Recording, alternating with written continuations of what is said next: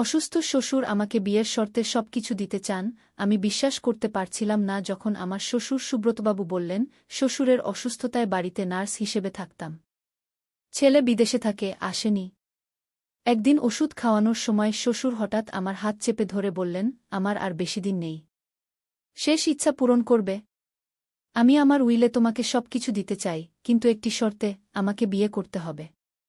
চলো আজই রেজিস্ট্রি অফিসে গিয়ে আমাদের প্রেমকে স্বীকৃতি দেই, শেষ কয়েকদিন আমরা স্বামী স্ত্রী হিসেবে থাকি। আমার শ্বশুর সুব্রতবাবু গত 2 মাস ধরে অসুস্থ, ক্যান্সারের শেষ স্টেজে আছেন। আমার স্বামী বিদেশে একটি প্রজেক্টে আছেন, আসতে পারেননি। আমি শ্বশুরের দেখাশোনা করছি, তার ওষুধ খাওয়া দাওয়া সব আমিই করছি। সেদিন সকালে শ্বশুরকে ওষুধ খাওয়াচ্ছিলাম। তিনি হঠাৎ আমার হাত চেপে ধরলেন। আমি ভাবলাম হয়তো ব্যথা অনুভব করছেন। কি হয়েছে শ্বশুরবাবু? ব্যথা করছে? আমি উদ্বিগ্ন হয়ে জিজ্ঞেস করলাম। তিনি ধীরে ধীরে মাথা নাড়লেন।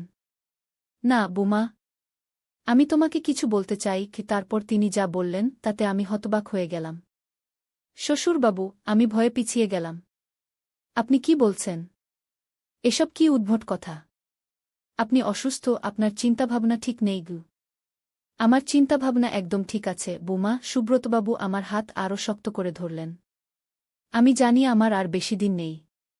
আমি চাই আমার সম্পত্তি তোমার কাছে থাক, কিন্তু একটা শর্তে গু। এই গল্পটি সম্পূর্ণ শুনলে আপনাদের পানি অটোমেটিক বের হয়ে যাবে, সো যত দ্রুত সম্ভব হাতের কাছে টিস্যু নিয়ে বসে পড়ো। বিছানার চাদর যেন নষ্ট না হয় সেটা সম্পূর্ণ খেয়াল রাখার অনুরোধ জানিয়ে গল্পটি এখন শুরু করব। তার আগে সর্বশেষ অনুরোধ, দয়া করে এমন পানি বের করার গল্প নিয়মিত শুনতে আমাদের চ্যানেলটি সকলেই সাবস্ক্রাইব করুন। ধন্যবাদ। হ্যালো বন্ধুরা, আমার নাম শ্রাবন্তী রায়। আমার বয়স 42 বছর। আমার স্বামীর নাম অনিন্দ রায়, বয়স 45 বছর। আমাদের 2 সন্তান, অর্ণব আর দীপা। অর্ণব 19 বছর বয়সী, কলেজে পড়ে। দীপা 12 বছর বয়সী, স্কুলে যায়। সেদিন সকালে শ্বশুরকে ওষুধ খাওয়ানোর পর আমি অবাক হয়ে তাকালাম। তার কথাগুলো আমার কানে বাজতে লাগল। আমাকে বিয়ে করতে চান? এ কেমন পাগলামি! আমি তো তার ছেলের বউ, অনিন্দর স্ত্রী। শ্বশুরবাবু, এই প্রস্তাব কি আপনি আমাকে দিচ্ছেন? আপনি ক্যান্সারের শেষ পর্যায়ে আছেন, আপনার মাথায় অনেক চিন্তা আসছে। এটা স্বাভাবিক, আমি ধীরে ধীরে বললাম। তিনি হেসে উঠলেন, ক্ষীণ অথচ চালাক হাসি। না বুমা, আমি ঠিকই বলছি। আমি স্পষ্ট জানি আমি কি বলছি। তুমি আমাকে বিয়ে করো, আর আমার মৃত্যুর পর সব সম্পত্তি তোমার হয়ে যাবে। আমার ছেলে অনিন্দ বিদেশে সুখে আছে, সে তো আমার কোনো খোঁজই রাখে না। তোমাকেই আমার সব দিয়ে যেতে চাই। আমি হতবাক হয়ে শুনছিলাম। এমন রোগী দেখিনি যে মৃত্যুর আগে নিজের পুত্রবধূকে বিয়ে করতে চায়। এ তো পাগলামি ছাড়া কিছু নয়। তবে তার চোখে একটা অদ্ভুত দৃঢ়তা দেখলাম। তিনি যেন পরিষ্কার মাথার সাথেই কথাগুলো বলছেন। কিন্তু এটা তো অসম্ভব শ্বশুরবাবু। আমি তো আপনার ছেলের স্ত্রী। আইনতভাবে আমরা কখনোই বিয়ে করতে পারি না। এছাড়া আমাদের 2টি সন্তান আছে, আর আমাদের তো একটি পরিবার আছে। এসব কি আপনি ভেবেছেন? আমি তাকে বোঝাতে চাইলাম। আমি সব ভেবেচিন্তেই বলছি, তিনি বললেন। আমার কাছে গোপন এক উপায় আছে, এমন একটি উইল যা সব আইনি প্রতিবন্ধকতা অতিক্রম করতে পারবে। আর তুমি জানো না, আমার অনিন্দর সাথে আসলে তোমার বিয়ে কখনোই আইনসম্মত ছিল না গিয়ে। আমি স্তব্ধ হয়ে গেলাম। কি বলছেন এই বৃদ্ধ? আমাদের বিয়ে আইনসম্মত নয়, এসব কি বলছেন আপনি? আমি অনিন্দকে বিয়ে করেছি 18 বছর আগে, এই বাড়িতেই। আমরা রেজিস্ট্রি বিয়ে করেছি। সেই কাগজপত্র সব আমি ধ্বংস করে ফেলেছি, তিনি চাপা স্বরে বললেন। তোমাদের বিয়ের রেজিস্ট্রেশন কখনোই অনুমোদিত হয়নি। আমার পরিচিত একজন কর্মচারী সেই কাজটি করেছিলেন, তবে আসল সিল ছাপগুলো দেওয়া হয়নি। তুমি হয়তো লক্ষ্য করনি, কিন্তু তোমাদের বিয়ে আইনের চোখে বৈধ নয়। আমি ফাইনাল পেপারওয়ার্ক কখনোই জমা দেইনি। আমার কানে যেন বজ্রপাত হল। এটা কি করে সম্ভব? অনিন্দর সাথে আমার বিয়ে বৈধ নয়? আমার 2টি সন্তান, আমার পুরো জীবন, এসব কি মিথ্যার উপর দাঁড়িয়ে আছে? আপনি মিথ্যা বলছেন। এসব অসম্ভব, আমি চেঁচিয়ে উঠলাম। মিথ্যা? তুমি নিজেই চেক করে দেখো। সিটি কর্পোরেশনে গিয়ে নিজেই খোঁজ করো। তোমাদের বিয়ের কোনো রেকর্ড নেই, তিনি শান্তভাবে বললেন। আমি শেষ বয়সে মিথ্যা বলার জন্য এতটা নিচে নামব কেন? আমার মাথাটা ঘুরতে শুরু করল। এই ক্যান্সার রোগী বৃদ্ধ লোকটি আমার সামনে এমন একটি রহস্য উন্মোচন করছে যা আমার পুরো অস্তিত্বকে প্রশ্নবিদ্ধ করে দিচ্ছে। আমি যদি তো অনিন্দর স্ত্রী না হই, তাহলে আমার সন্তানদের আইনি অবস্থান কি? আমার অধিকারগুলো কি? এই বাড়িতে আমার কি অবস্থান? কেন এমন করলেন? কেন আমাদের বিয়েকে অবৈধ করে রাখলেন? আমি কাপা গলায় জিজ্ঞেস করলাম। সেটাই তো আমার আসল রহস্য, তিনি মৃদু হেসে বললেন। যেদিন তোমাকে প্রথম দেখেছিলাম সেদিনই অনিন্দর বিয়েটা আমি চাইনি। তুমি ছিলে আমার জন্য। আমি বয়স্ক, কিন্তু আমার অনুভূতি ছিল। তবে সমাজের চাপে, ছেলের জেদে আমি সম্মতি দিয়েছিলাম। কিন্তু শেষ পর্যন্ত আমি আমার প্ল্যান ফলো করেছি, তোমাদের বিয়ে আইনিভাবে কার্যকর হতে দেইনি। আমি জানতাম একদিন না একদিন এই সত্য বেরিয়ে আসবে। আমি বিছানার পাশের চেয়ারে বসে পড়লাম। আমার মাথার ভেতর ঘূর্ণি খাচ্ছিল। 18 বছরের বিয়ে, 2টি সন্তান, এসব কি মিথ্যা? এই বিদ্যু কি আমাকে ফাঁদে ফেলার চেষ্টা করছে? আমি বিশ্বাস করি না, আমি বললাম। আপনি আমাকে ভয় দেখাচ্ছেন যাতে আমি আপনার প্রস্তাবে রাজি হই। তিনি তার বালিশের নিচে হাত দিয়ে একটি খাম বের করলেন। এই দেখো, আমি জানতাম তুমি বিশ্বাস করবে না। এই ফাইলে সবকিছু আছে, কিভাবে তোমাদের বিয়ের কাগজপত্র বানিয়ে রাখা হয়েছিল, কিভাবে আসল রেজিস্ট্রি ফাইল ধ্বংস করা হয়েছিল। সবই আমার নির্দেশে করা হয়েছিল। আমি পুরো জীবন ধরে এই মুহূর্তটির জন্যই অপেক্ষা করেছি। আমার হাত কাঁপতে শুরু করল যখন খামটা নিলাম। এটা খুলতে আমার বুক ধুকপুক করছিল। কি আছে এর ভিতর? আমার জীবনের সবচেয়ে বড় মিথ্যার প্রমাণ? আমি খামটা খুললাম। খামের ভিতর ছিল একটা পুরানো ফটোগ্রাফ, একটা যুবতী মেয়ে আর একজন বয়স্ক পুরুষের ছবি, যারা অনেকটা শ্বশুরবাবু আর আমার মতো দেখতে। আমি অবাক হয়ে ছবিটার দিকে তাকালাম। এটা কি? আরও ছিল কিছু পুরানো চিঠি যেগুলো কারো প্রেমপত্র বলে মনে হল। তবে সবচেয়ে আশ্চর্যজনক ছিল একটি ছোট টিনের বাক্স। আমি সেটা খুললাম আর স্তব্ধ হয়ে গেলাম। তার ভিতরে ছিল একটা চাবি, ঠিক আমার হাতের কবজির চেইনের চাবির মতোই দেখতে। এই চেইনটা আমাকে অনিন্দ উপহার দিয়েছিল বিয়ের সময়, বলেছিল এটা তার পরিবারের ঐতিহ্য। এগুলো কি? আমি অবাক হয়ে জিজ্ঞাসা করলাম। এটা তোমার মায়ের ছবি, বৃদ্ধ শান্তভাবে বললেন। আমার মালতী। আমার মা? কি বলছেন এই লোক? আমার মা-বাবা তো দুর্ঘটনায় মারা গিয়েছিলেন যখন আমি মাত্র 8 বছরের ছিলাম। এরপর আমি মামার বাড়িতে বড় হয়েছি। আমার বাবা-মায়ের সম্পর্কে আমার খুব একটা স্মৃতি নেই। আমার মা? আপনি কি বলছেন? আমি অবিশ্বাস নিয়ে জিজ্ঞাসা করলাম। হ্যাঁ, শ্রাবন্তী। তোমার মা ছিল আমার প্রথম প্রেম। আমরা বিয়ে করতে চেয়েছিলাম, কিন্তু আমার বাবা রাজি হননি। তারপর মালতী চলে গেল, বিয়ে করল অন্য কাউকে। আমি পরে জানতে পারি সে একটি মেয়ের জন্ম দিয়েছে, তোমাকে। আমি বছরের পর বছর অনুসরণ করেছি। তারপর যখন শুনলাম তোমার বাবা-মা দুর্ঘটনায় মারা গেছে, আমি নিজেকে সামলাতে পারিনি। আমি তোমাকে খুঁজে বের করতে চেয়েছিলাম, কিন্তু ততদিনে তুমি তোমার মামার সাথে অন্য শহরে চলে গেছিলে। এটা মিথ্যা, আমি চিৎকার করে উঠলাম। আপনি পাগল হয়ে গেছেন। আপনি আমাকে এভাবে বিভ্রান্ত করার চেষ্টা করছেন কেন? অনিন্দর সাথে তোমার দেখা হওয়া কোনো কাকতালীয় ঘটনা নয়, তিনি আস্তে আস্তে বললেন। আমি সব ব্যবস্থা করেছিলাম। আমি জানতাম যে অফিসে তুমি ইন্টারভিউ দিতে গিয়েছিলে। আমি অনিন্দকে সেখানে পাঠিয়েছিলাম। আমি চেয়েছিলাম তুমি আমার পরিবারের অংশ হও। আমি ভেবেছিলাম এভাবেই তোমাকে কাছে পাব, মালতীর একমাত্র স্মৃতিকে। আমি হাঁফাতে লাগলাম। এত বড় একটা ষড়যন্ত্র? আমার জীবনকে কেন্দ্র করে এত বড় একটা মিথ্যা? তাহলে কি আমি এতদিন একটা ছায়াজীবন যাপন করছিলাম? এই বাড়ি, এই পরিবার, এই সম্পর্ক, সবই কি একটা মিথ্যার উপর দাঁড়িয়েছিল? তাহলে অনিন্দ? সে কি জানে এই সত্য? আমি কাপা গলা জিজ্ঞাসা করলাম। না, তিনি বললেন। অনিন্দ কিছুই জানে না। সে ভাবে তোমাদের বিয়েটা সম্পূর্ণ বৈধ। সে জানে না যে আমি তোমাদের পেছনে কি পরিকল্পনা করেছিলাম। অনিন্দ আসলে আমার রক্তের সন্তান নয়। আমরা তাকে দত্তক নিয়েছিলাম, তবে তাকে কখনো সেটা বলিনি। সে মনে করে আমিই তার বাবা। আমার স্ত্রী মারা যাওয়ার পর আমি একাই তাকে বড় করেছি। আমি অবাক হয়ে শুনতে লাগলাম। এত বড় একটা মিথ্যার জাল! আমার পেটে ব্যথা হতে শুরু করল, মাথাটা ঘুরছিল। তাহলে অর্ণব আর দীপা? তারা কি? আমি কথা শেষ করতে পারলাম না। তারা তোমার সন্তান, তিনি বললেন। তবে তারা আমার পরিবারের অংশ, আমার উত্তরাধিকারী। আমি চাই তারা আমার সম্পত্তির মালিক হোক, তবে আইনি জটিলতা এড়াতে তোমার মাধ্যমেই হঠাৎ করে আমার খেয়াল হলো এই পুরো ঘটনাটা কতটা ভয়াবহ। পুরো 18 বছর ধরে এই বৃদ্ধ লোকটি আমার জীবনের সাথে একটা অবিশ্বাস্য খেলা খেলেছে। সে আমাকে নিজের ছেলের সাথে বিয়ে দিয়েছে, কিন্তু সেই বিয়েটা আইনত বৈধ করেনি, কেবল একটা ছলনা হিসেবে রেখেছে, যাতে একদিন আমাকে এই ফাঁদে ফেলতে পারে। আপনি মরণাপন্ন অবস্থায় আমাকে এসব বলছেন কেন? আমি কান্নার সাথে জিজ্ঞাসা করলাম। কারণ আমি চাই তুমি আমার অন্তিম ইচ্ছা পূরণ করো। আমাকে বিয়ে করো, শেষ কয়েকদিন আমার সাথে থাকো, আর আমার মৃত্যুর পর আমার সমস্ত সম্পত্তির উত্তরাধিকারী হও। অন্যথায় আমি মৃত্যুর আগে সত্য প্রকাশ করে দেব। সবাই জানবে তোমার বিয়ে বৈধ নয়, তোমার সন্তানরা অবৈধ সন্তান, আর তোমার কোনো আইনি অধিকার নেই এই বাড়িতে থাকার, এই পরিবারের অংশ হওয়ার। অনিন্দ সব জানবে, তোমার সন্তানরা জানবে। আমি চেয়ারে বসে পড়লাম। এ কেমন ব্ল্যাকমেইল? একদিকে একটা রুগ্ন বৃদ্ধকে বিয়ে করা, অন্যদিকে নিজের পুরো পরিবার হারানো। এই সিদ্ধান্ত কেমন করে নেওয়া যায়? তবে তার ব্যাখ্যায় অনেক বিষয়ের যেন সমাধান মিলছিল।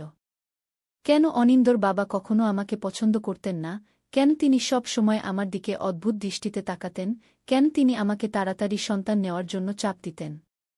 আপনি বিশ্বাস করেন আমি আপনাকে বিয়ে করব? এমন একজন মানুষকে যিনি আমার পুরো জীবনের সাথে এমন বিশ্বাসঘাতকতা করেছেন? আমি রাগে কাঁপতে লাগলাম। তোমার কাছে বিকল্প নেই শ্রাবন্তী, তিনি শান্তভাবে বললেন। আমি জানি তুমি তোমার সন্তানদের ভবিষ্যৎ নষ্ট করতে চাইবে না। তুমি আমাকে বিয়ে করো, মাত্র কয়েকদিন বৈধ স্ত্রী হিসেবে থাকো, তারপর সম্পত্তি নিয়ে নিজের জীবন চালিয়ে যাও। এটাই সবার জন্য সবচেয়ে ভালো সমাধান। আমি ঘরের চারপাশে তাকালাম। এই ঘরটিতেই আমি পিঁড়ি পেতে বসেছিলাম অনিন্দর সাথে। এই বাড়িতেই আমার সন্তানরা জন্মেছে, বড় হয়েছে। আমি কি এসব হারাতে পারি? আমার সন্তানদের জীবন, তাদের ভবিষ্যৎ, সবকিছু ধ্বংস করতে পারি? আমাকে ভাবতে দিন, আমি বললাম। বেশি সময় নেই শ্রাবন্তী। ডাক্তার বলেছেন আমার আর মাত্র কয়েকদিন, বৃদ্ধ কাশতে কাশতে বললেন। আমি ঘর থেকে বেরিয়ে এলাম। মাথাটা ঘুরছিল, বমি বমি ভাব হচ্ছিল। আমি কোনো কিছু বিশ্বাস করতে পারছিলাম না। আমার পুরো জীবন যেন একটা মিথ্যার উপর দাঁড়িয়েছিল। আমি কি করতে পারি? অনিন্দকে সব বলব? কিন্তু সে বিদেশে, দূরে। আর তাকে আমি কিভাবে বোঝাবো যে তার বাবা কি করেছেন? আমি আমার ফোন নিয়ে গুগল করতে শুরু করলাম। আমি জানতে চাইলাম আমাদের বিয়ে কিভাবে ভেরিফাই করা যায়। কিন্তু তারপরেই আমার মনে হলো, এই বৃদ্ধের কথা যদি সত্যি হয়, তাহলে আমি ইতিমধ্যেই হেরে গেছি। এই সত্য প্রকাশ হলে আমার সন্তানরা কোনোদিন মাথা তুলে দাঁড়াতে পারবে না। অর্ণব এখন কলেজে, ভবিষ্যতের স্বপ্ন দেখছে। দীপা এত ছোট, এসব কিছুই বুঝবে না। এই সত্য তাদের কি পরিণতি দেবে? আমি রান্নাঘরে গিয়ে দাঁড়ালাম। জানালা দিয়ে বাইরে তাকালাম। ঝা ঝা রোদে আমাদের বাগান ঝলমল করছে। এখানে দীপা দোলনায় দুলত। এখানে অর্ণব ক্রিকেট খেলত। আমি কি এইসব স্মৃতিকে হারাতে পারি? সেদিন সন্ধ্যায় আমি বৃদ্ধের ঘরে ফিরে এলাম। ঠিক আছে, আমি বললাম। আমি আপনার প্রস্তাবে রাজি। কিন্তু আমার শর্ত আছে। বৃদ্ধের চোখে একটা অদ্ভুত আলো জ্বলে উঠল। কি শর্ত শ্রাবন্তী? আমি আপনাকে বিয়ে করব, কিন্তু একটা নতুন উইল তৈরি করতে হবে। সেখানে লিখতে হবে আপনার মৃত্যুর পর সমস্ত সম্পত্তি আমার 2 সন্তানের নামে হবে, আমার নামে নয়। আমি শুধু অভিভাবক হিসেবে থাকব। এছাড়া আপনি একটা লিখিত স্বীকারোক্তি করবেন যে আপনি আমার আর অনিন্দর বিয়ে আইনতভাবে বৈধ করেননি। সেই স্বীকারোক্তি আমি আমার কাছে লুকিয়ে রাখব। যদি ভবিষ্যতে কেউ আমাদের বিয়ের বৈধতা নিয়ে প্রশ্ন তোলে, আমি সেই স্বীকারোক্তি ব্যবহার করব। এছাড়া আমাদের বিয়ে কেউ জানবে না। আমরা দুজনে ছাড়া আর কেউ এটা জানবে না। বৃদ্ধ চিন্তিত হয়ে পড়লেন। তুমি আমার স্বীকারোক্তি দিয়ে কি করবে? তা আপনার জানার দরকার নেই। আমি শুধু নিজেকে সুরক্ষিত রাখতে চাই। ঠিক আছে, তিনি শেষে বললেন। আমি রাজি আছি। পরের দিন সকালে একজন উকিল এসে নতুন উইল তৈরি করলেন। তিনি আমাদের বিয়েও রেজিস্টার করে দিলেন, একটি ছোট অনুষ্ঠানে, কেবল উকিল আর 2 জন সাক্ষীর উপস্থিতিতে। আমি অদ্ভুত অনুভব করছিলাম, যেন একটা ভয়ঙ্কর পাপ করছি। কিন্তু আমার কাছে বিকল্প ছিল না। 3 দিন পর মাঝরাতে সুব্রতবাবু মারা গেলেন। তিনি শান্তিতে চলে গেলেন, যেন তার জীবনের শেষ চাওয়া পূরণ হয়ে গেছে। অনিন্দ পরের দিনই ফিরে এল। সে জানল না যে তার বাবা মারা যাওয়ার আগে আমাকে বিয়ে করেছেন। সে জানল না তার বাবার সমস্ত সম্পত্তি আমার সন্তানদের নামে উইল করা হয়েছে। সে আমাকে জড়িয়ে ধরে কাঁদছিল। কিন্তু আমার মনে অশান্তি বাসা বেঁধেছিল। আমি এখন একটি কঠিন রহস্যের অংশীদার হয়ে গেছি। আমি সুব্রতবাবুর স্বীকারোক্তি নিয়ে পুরো ঘটনাটা একটি ডায়েরিতে লিখে রাখলাম, আর সেটা একটি লকারে জমা করে রাখলাম। আমি জানতাম এটা আমার বীমা পলিসি, আমার পরিবার রক্ষার জন্য। 1 মাস পরে উকিল আমাদের ডাকলেন উইল পড়ার জন্য। অনিন্দ আশ্চর্য হয়ে শুনল যে সমস্ত সম্পত্তি তার সন্তানদের নামে। সে অবাক হল, কিন্তু বাবার সিদ্ধান্তকে সম্মান জানাল। সে জানত না এর পিছনে কি কাহিনী লুকিয়ে আছে। এরপর 3 বছর কেটে গেল। আমাদের জীবন আবার স্বাভাবিক হয়ে উঠল। অনিন্দ আরও বেশি সময় বাড়িতে কাটাতে শুরু করল। অর্ণব কলেজ শেষ করে চাকরি শুরু করল। দীপা হাই স্কুলে উঠল। আমরা ভালোই ছিলাম, যদিও আমার মনের ভিতর সব সময় একটা ভয় লুকিয়ে থাকত। তারপর একদিন আমাদের বাড়ির বেসমেন্ট পরিষ্কার করার সময় অনিন্দ একটা পুরনো বাক্স পেল। তার ভিতরে কিছু পুরনো চিঠি, ফটোগ্রাফ আর ডায়েরি। সেগুলো সুব্রতবাবুর। অনিন্দ এসব দেখতে শুরু করল, আর আমি চিন্তায় পড়ে গেলাম। ওই ডায়েরিতে কি সেই রহস্য লুকিয়ে আছে? সেই রাতে ডাইনিং টেবিলে অনিন্দ আমাকে একটা পুরনো ফটোগ্রাফ দেখাল। এরা কে? সে জিজ্ঞেস করল। এটা সেই ফটোগ্রাফ ছিল যেটা সুব্রতবাবু আমাকে দেখিয়েছিলেন, যেখানে আমার মায়ের মতো দেখতে একজন মহিলা আর একজন তরুণ সুব্রতবাবু দাঁড়িয়ে আছেন। আমার বুক ধুকপুক করে উঠল। জানি না, আমি মিথ্যা বললাম। হয়তো তোমার বাবার কোনো বন্ধু গো। বাবার ডায়েরিতে লেখা আছে এরা মালতী আর সুব্রত, মানে বাবা নিজে। এই মহিলা নাকি বাবার প্রথম প্রেম ছিলেন, অনিন্দ বলল। আমি নিঃশ্বাস আটকে রাখলাম। ও তাই নাকি? সুন্দর প্রেমের গল্প মনে হচ্ছে। আমি হাসার চেষ্টা করলাম। হ্যাঁ, কিন্তু আরও অদ্ভুত কিছু আছে, অনিন্দ গম্ভীর হয়ে বলল। ডায়েরিতে লেখা আছে এই মহিলার একটি মেয়ে আছে, আর তিনি তাকে অনুসরণ করতেন। আরও লেখা আছে যে তিনি সেই মেয়েকে তার পরিবারের অংশ করতে চান গু। আমার গলা শুকিয়ে গেল। সত্যি? এটা তো অদ্ভুত। কিন্তু পুরনো কথা ছেড়ে দাও, আমি তাড়াতাড়ি বললাম। না, আরও অদ্ভুত জিনিস আছে, অনিন্দ বলল। ডায়েরির শেষের দিকে লেখা আছে বাবা নাকি তার ছেলের বিয়ে আইনতভাবে বৈধ করেননি, কারণ তিনি গি। আমি চেয়ার থেকে উঠে দাঁড়ালাম। অনিন্দ, আমি একটু বাইরে যাব। আমার মাথা ঘুরছে গি। কি হয়েছে শ্রাবন্তী? সে উদ্বিগ্ন হয়ে জিজ্ঞেস করল। কিছু না, বাস একটু বাতাস দরকার। আমি বাইরে চলে গেলাম। বাগানে দাঁড়িয়ে আমি নিজেকে সামলানোর চেষ্টা করলাম। কি করা উচিত এখন? সত্য বলা? না, তাতে আমাদের পরিবার ভেঙে যাবে। সন্তানরা ক্ষতিগ্রস্ত হবে। কিন্তু এই মিথ্যা আর কতদিন চলবে? আমি ফিরে এসে দেখলাম অনিন্দ আমার অপেক্ষায় বসে আছে। আমাদের কথা বলতে হবে, সে গম্ভীর স্বরে বলল। আমি বসলাম। হ্যাঁ, বলো। আমি বাবার ডায়েরি পড়ে শেষ করেছি, অনিন্দ বলল। আমি সব জানি শ্রাবন্তী। আমি জানি আমি তার রক্তের সন্তান নই। আমি জানি আমাদের বিয়ে আইনত বৈধ নয়। আমি জানি তার মৃত্যুর আগে তিনি তোমাকে বিয়ে করেছিলেন গু। আমি অবাক হয়ে তাকালাম। অনিন্দ, আমি ব্যাখ্যা করতে পারি, আমি কান্নার সাথে বললাম। শোনো, আমি আর ভবিষ্যতের ব্যাপারে এখন কথা বলতে চাই। অনিন্দ আমার হাত ধরে বলল। আমি জানি তুমি পরিবারকে বাঁচাতে এটা করেছিলে। আমি একটা অদ্ভুত জিনিস বলি, আমি ইতিমধ্যেই আমাদের বিয়ের বৈধতা নিয়ে সন্দেহ করেছিলাম। 5 বছর আগে আমি আমাদের বিয়ের কাগজপত্র খুঁজছিলাম বীমার জন্য, কিন্তু কোনো কাগজ পাইনি। তারপর আমি সিটি অফিসে গিয়ে জানতে পারি যে আমাদের বিয়ের কোনো রেকর্ড নেই।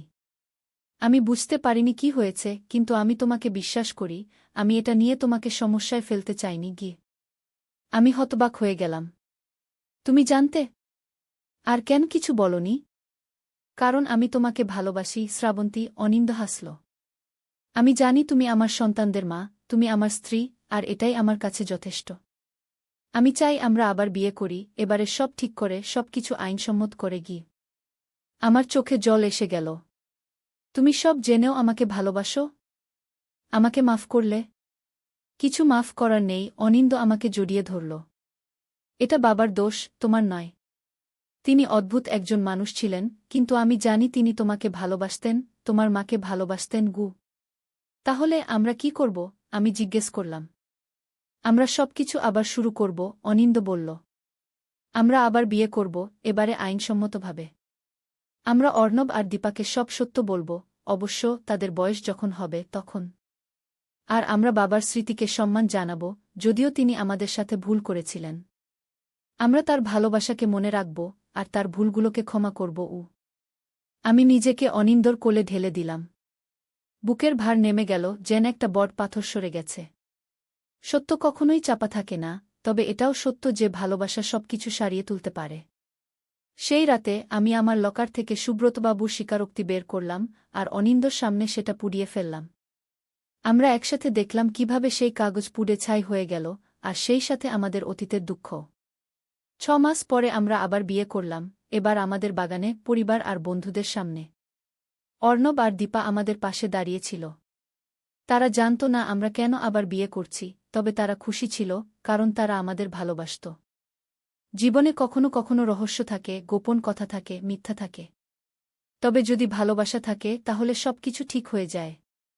আমাদের মতো তুমিও তোমার রহস্যগুলোকে চিনতে পারো, কিন্তু সেগুলোকে ডুবিয়ে দিতে পারো ভালোবাসার গভীরতায়। আজ ভোরে আমি আবার একবার সুব্রতবাবুর ফটোগ্রাফের দিকে তাকালাম। তার চোখে সেই অদ্ভুত দৃঢ়তা এখনও দেখা যায়, কিন্তু এখন আমার মনে হয় তিনি হাসছেন। তিনি জানতেন যে শেষ পর্যন্ত সব ঠিক হয়ে যাবে। তিনি জানতেন মালতীর মেয়ে আর তার দত্তক ছেলে একসাথে খুশি থাকবে, তার পরিবার সম্পূর্ণ হবে। তার চক্রান্ত, তার মিথ্যা, তার ষড়যন্ত্র, সবই হয়তো তিনি আমাদের একসাথে রাখার জন্য করেছিলেন। ভুল পথে হলেও তিনি ভালোবাসার জন্যই এসব করেছিলেন। আমি চুপচাপ বললাম, ধন্যবাদ শ্বশুরবাবু। আপনি এক অদ্ভুত মানুষ ছিলেন, তবে আপনি আমাদের ভালোবাসতেন। আপনি শান্তিতে থাকুন। আমার বাগানে আমার ফুলগাছগুলো দুলছে হাওয়ায়। আমি জানলাম সব রহস্যের ভেতরেও একটা সত্য থাকে, আর সেটা হলো ভালোবাসা। আমি ধীরে ধীরে রান্নাঘরে ফিরে গেলাম। আজ আমি অর্ণব আর দীপার জন্য তাদের প্রিয় খাবার রান্না করব। আমাদের পরিবার এখন আরও মজবুত, আরও পূর্ণ। কারণ আমরা জানি রহস্য আর মিথ্যার পরেও সত্য আর ভালোবাসা শেষ পর্যন্ত জয়ী হয়। এইভাবেই আমার গল্প শেষ হয়, একটি অসম্ভব শুরুর পর একটি সুন্দর সমাপ্তিতে। জীবন এমনই, তাই না? রহস্যময়, রোমাঞ্চকর, কখনো কখনো দুঃখজনক, কিন্তু শেষ পর্যন্ত ভালোবাসাতেই পূর্ণতা পায়।